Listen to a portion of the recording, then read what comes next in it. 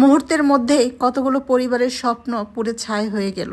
কথায় আছে না, আগুন আর পানি কোনো কিছু রেখে যায় না। সত্যিই তাই। পানি যেরকম সবকিছু ভাসিয়ে নিয়ে যায়, আগুনও ঠিক তেমনই সবকিছু পুড়িয়ে দিয়ে যায়। ভাবতেও পারিনি আরেকটা আগুনে পোড়া ধ্বংসস্তূপের সাক্ষী হয়ে থাকব। আরেকটা বললাম এই কারণে, গত বছর রোজার সময় আমাদের বাসার পাশেই আগুন ধরেছিল। সেটা ছিল আমার মেয়ের স্কুলের সামনে। যদিও এটা আমার মেয়ের স্কুলের সামনে না, কিন্তু একদমই আমার বাসার কাছে। কিন্তু আমি বাসায় ছিলাম না, ছিলাম শাশুড়ির বাসায়। গত বৃহস্পতিবার দিন আমরা গিয়েছিলাম শাশুড়ির বাসায়, ওইখানেই ছিলাম। যথারীতি শুক্রবার দিন সকালবেলা উঠে নাস্তা বানাচ্ছি। হঠাৎ করে 10টার দিকে প্রচুর পরিমাণের ফায়ার সার্ভিসের গাড়ির শব্দ। আমি একবার বেলকনিতে বের হয়েও দেখলাম, কিন্তু তেমন কিছু বুঝতে পারলাম না। মনে মনে শুধু আল্লাহর কাছে প্রার্থনা করলাম যে হে আল্লাহ, যদি কোনো বিপদ হয়ে থাকে সেটা যেন সামান্য পরিমাণের হয়, কারো যেন জানমালের কোনো ক্ষতি না হয়। যেহেতু দিনটি ছিল জুম্মার দিন, আর মুসলিমরা সবাই চেষ্টা করি জুম্মার দিনে একটু বেশি ভালো মন্দ রান্না করার।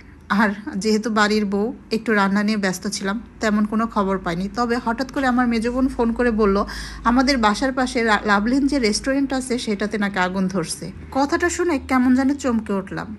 হঠাৎ করেই মনে হলো, আমি না গত পরশুদিনও ওইখানে গিয়ে খাবার খেয়ে আসলাম, আর আজকে এই খবর। সকাল থেকে দুপুর পর্যন্ত খুব অস্থির লাগতেছিল। মনে হচ্ছিল কখন দুপুরে সবাই খাওয়া দাওয়া করে তারপরে একটু নিজের চোখে দেখে আসবো কি হয়েছে, কারণ এই জায়গাটা যে খুব পরিচিত।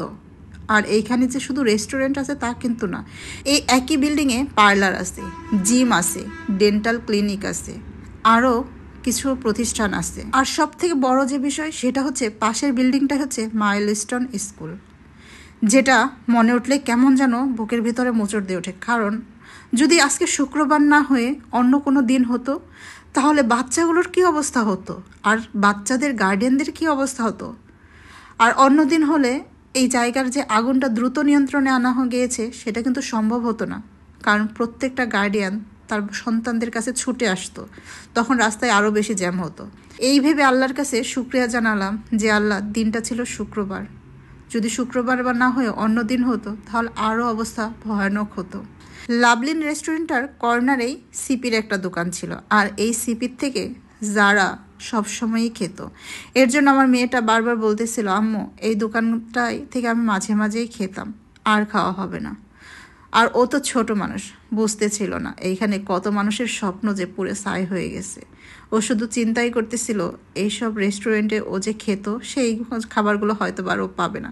খাবারের সাথে সাথে যে মানুষের স্বপ্নগুলো পুরো ছাই হয়ে গেছে সেটা আমার মেয়ে বুঝতেই পারতেছিল না।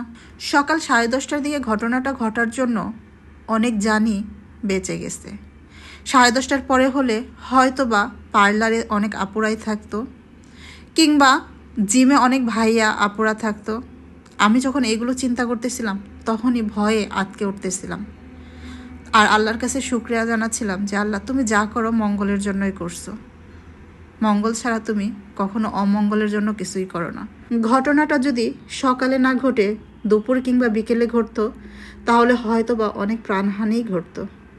এই পুরা ক্ষত হয়তো বা মুছে ফেলা যাবে, কিন্তু কারো প্রাণ গেলে সেই ক্ষতটা কখনোই মুছে ফেলা যেত না।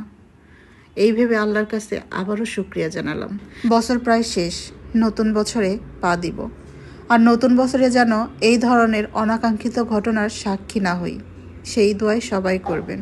সবার জানমালের হেফাজত কামনা করে আজকের মতো বিদায় নিচ্ছি। আল্লাহ হাফিজ। আসসালামু আলাইকুম।